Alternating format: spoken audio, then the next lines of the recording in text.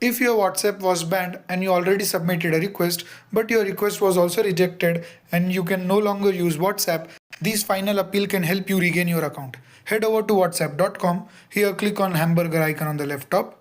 Click on Help Center. Now scroll down and click on Contact Us. Here click on Contact Us under WhatsApp Messenger Support. Now fill the form, add your banned WhatsApp mobile number. Enter the email address.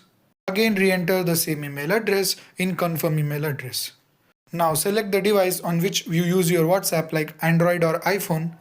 Now in the message box, enter this message. I will provide a link in a description where you can find this message. You can either directly copy paste this message or modify the message according to your need. If you have sent messages in bulk or shared explicit content or randomly messaged unknown people, it's better you mention in the message that you won't commit that mistake again. If your account was suspended due to using WhatsApp mod, then it's better you mention in the message that you didn't know the consequence of using a forked or a mod WhatsApp and you won't commit the same mistake in future.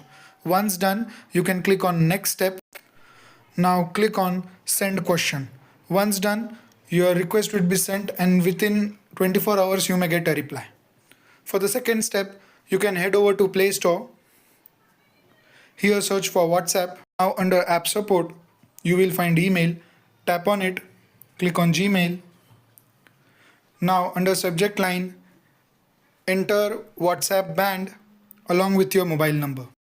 Again type in the same message or paste the message with slight modification if needed. Submit the mail and within few hours your account will be restored and you can access your WhatsApp. Thank you.